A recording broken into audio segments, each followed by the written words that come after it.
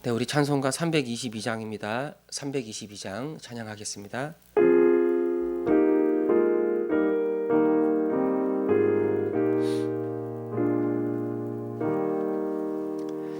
세상의 헛된 신을 버리고 하나님의 이름 높여 기리세. 온전한 백성 모두 나와서 다 같이 하나님만 섬기세. 세상의 헛된 우상 버리고 인간의 모든 부귀영화와 거짓과 불의 모두 버리고 온전히 하나님만 섬기세. 주님의 백성 서로 헤아려 시기와 미움 아주 버리고 하나님만을 홀로 섬기는 전국을 어서 이루어 주소서.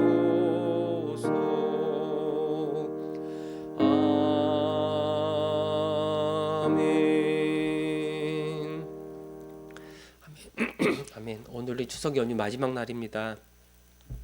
많은 사람들이 이동을 하다 보면 또 코로나가 또 확산될 수 있는 그런 위험에 있을 수 있는데 하나님 이 나라를 붙잡아 달라고 여러분 기도해 주시고, 이 추석 이후에 새로운 방역 지침을 지금 방역 당국에서 정부에서 준비하고 있다라는 그런 소식을 들었습니다.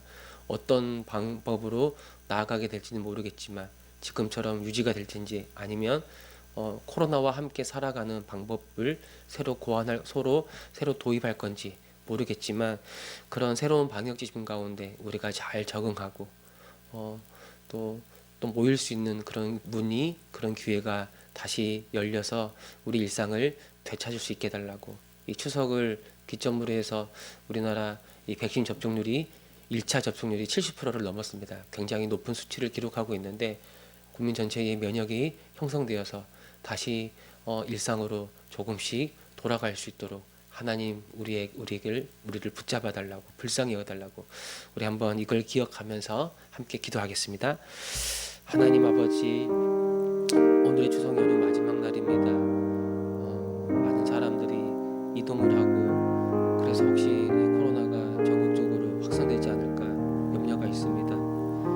다행인 것은 이 추석 연휴에 앞서 1차 접종률이 70%가 넘게 되었던 겁니다. 하나님, 이를 기점으로 국민 전체의 면역이 형성되게 하여 주셔서 이 코로나를 잘 이겨내게 하여 주시고, 또 새로운 방역 지침을 따라서 우리 국민 모두가 잘 협조하여 우리 일상을 조금씩 정상적으로 되찾아갈 수 있도록 하나님께서 우리에게 은혜를 베풀어 주옵소서. 참으로 우리의 생각과 우리의 계획이 얼마나 부족하고 어리석은지를 보게 됩니다. 주 앞에 엎드리게 하시고 하나님이 이 모든 상황을 끝내시고 다시 우리를 온전케 하실 것을 기다리면서 하나님, 이 믿음의 이 고난들을 잘 감당해낼 수 있는 그런 우리들의 삶이 되게 하여 주옵소서. 여전히 하나님의 이 세상을 불쌍히 여겨주시고 여전히 하나님의 이 세상을 붙잡고 있음을 우리가 믿습니다. 이 세상을 향한 하나님의 뜻이 이 세상이 망하는 것이 아니라 하나님의 뜻 안에서 강하게 세워져 가는 것이 우리가 믿사오니 더 기도하게 하시고 더 주를 바라볼 수 있는 우리들이 되게 하여 주옵소서. 아멘. 주님, 하나님 아버지, 이제 추석 연휴가 마지막을 향하여 나아가고 있습니다. 많은 사람들이 이동을 하여서 혹시라도 코로나가 더 확산되지 않을까 그런 염려하는 마음이 우리에게 있습니다.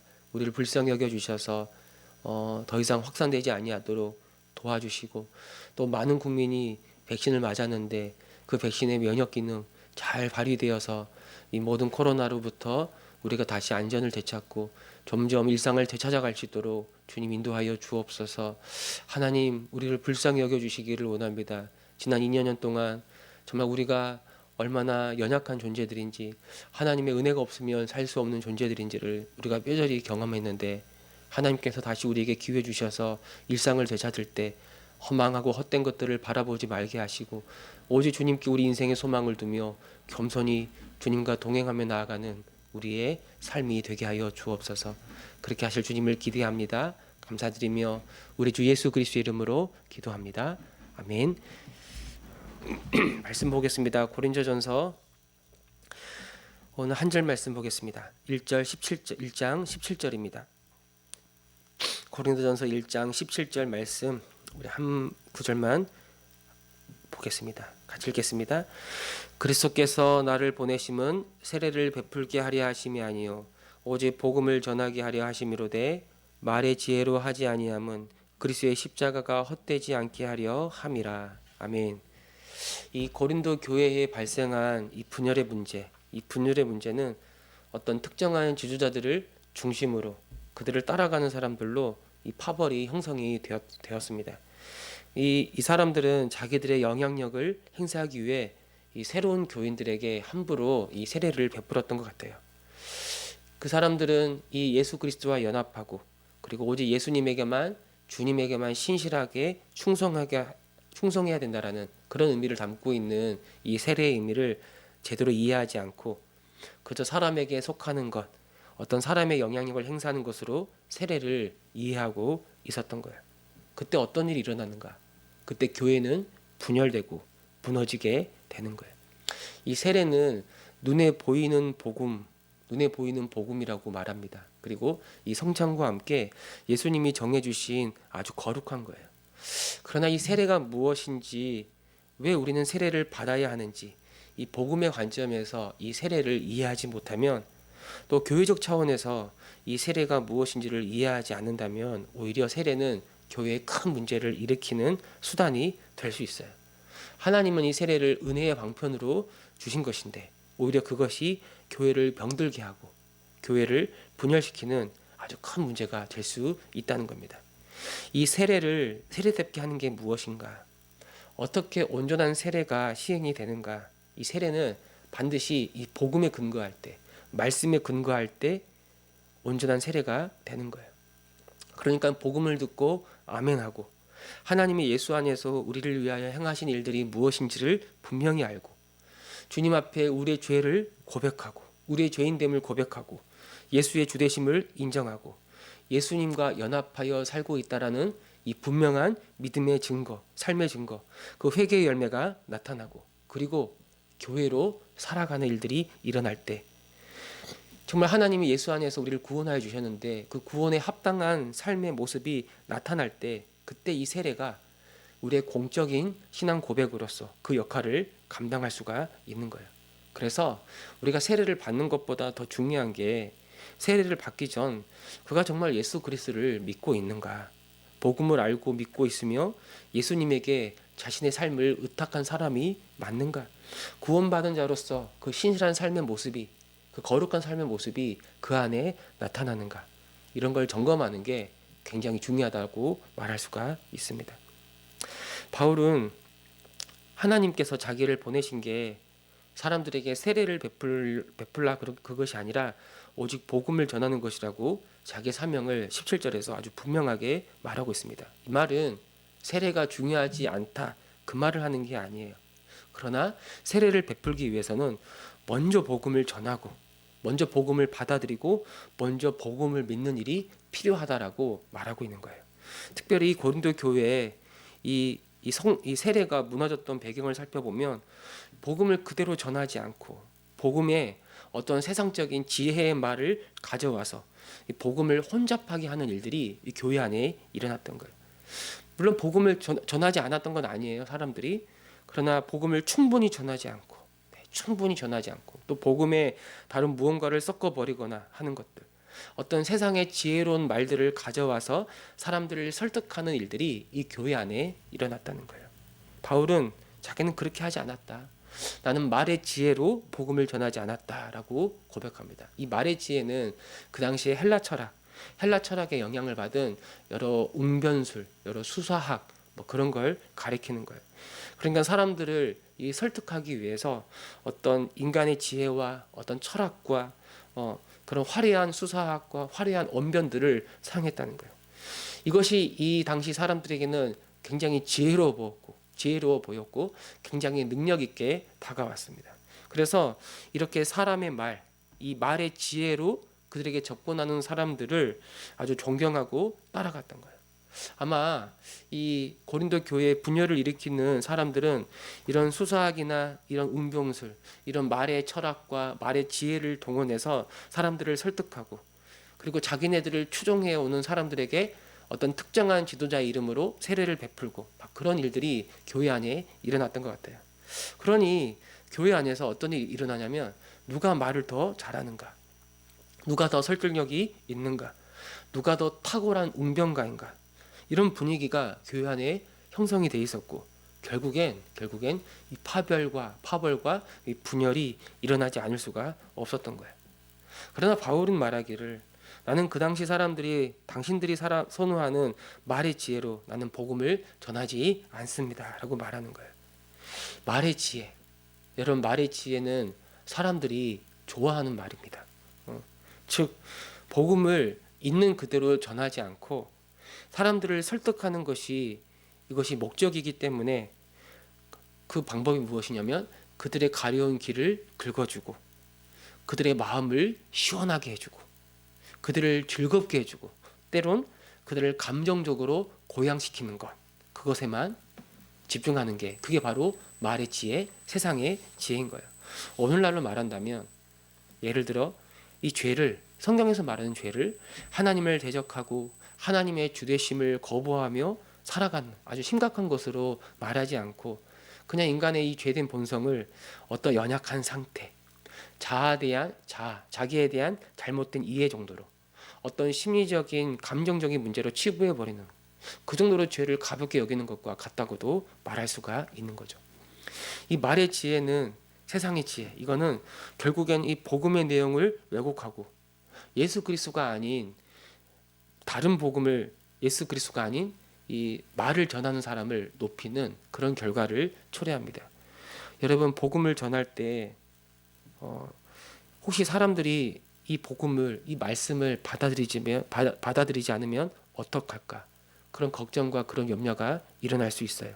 그래서 어떻게 하냐면, 사람들이 좋아하는 것으로, 사람들이 즐거워하는 것으로 그 복음을 섞어버리고 혼잡하게 하고, 그들이 듣고 싶어하는 것으로 복음을 대체하는 일들이 일어나게 되는 거예요. 그 결과 사람들이 어떤 일을 하게 되냐면, 복음을 들을 때, 사실 복음이 아니겠죠, 그 말을 전하는 사람을 따르고 그를 높이는 일들이 일어납니다.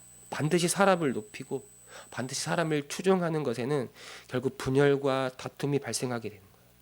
사실 충성의 대상은 사람이 아닌데 그런 일들이 교회 안에 일어날 수도 있는 거예요.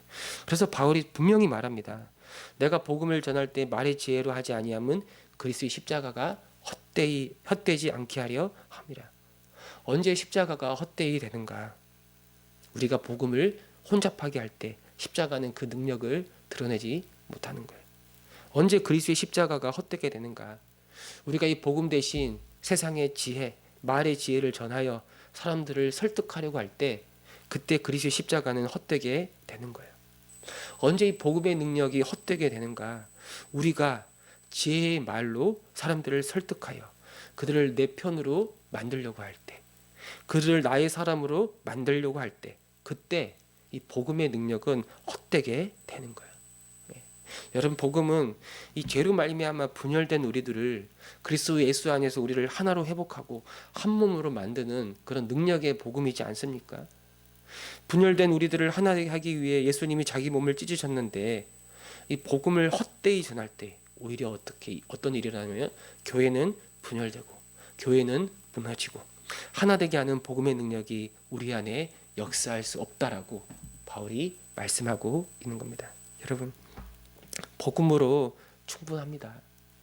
복음은 우리가 구원을 받을 때만 필요한 게 아니라 구원 이후에 우리가 교회로 살아가고 거룩한 살아가는 우리의 모든 일상에 이 복음은 충분합니다.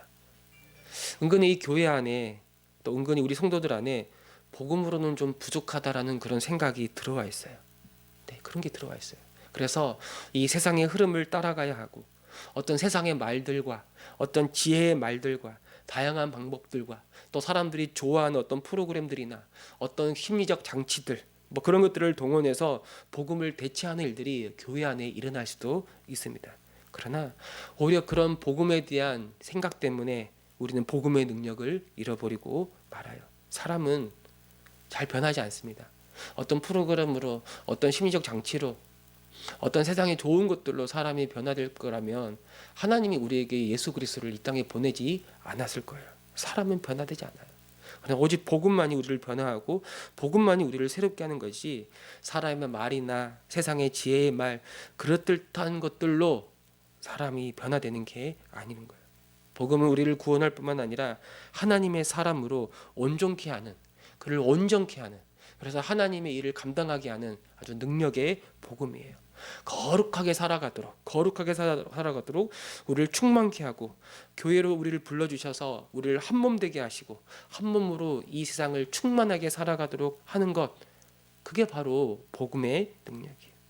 그러나 우리가 복음이 아닌 다른 걸 바라볼 때 복음으로 가득해야 할 곳에 세상의 지혜나 말의 지혜가 들어올 때 그건 우리를 아주 무능력하게 만들고 결국엔 부정한 것들을 따라가게 만들고 결국 한 몸 된 교회를 분열하게 하고 무너지게 하고 그 모든 거룩함을 잃어버리게 우리를 이끌어 가는 겁니다. 주님, 다시 예수 그리스도의 십자가 그 복음의 은혜를 더 풍성히 알게 하시고 복음을 붙들고 복음만을 전하고 복음만을 확신하며 오직 복음이 나를 구원할 뿐만 아니라 오직 복음이 나를 온전케 하고 오직 복음이 주의 몸된 교회를 충만케 하고 우리 일상에서 또 우리 교회에서 일어나는 모든 문제의 해결이 오직 예수 그리스도의 그 복음 안에 있다는 것을 확신하고 담대하게 나아가게 하옵소서.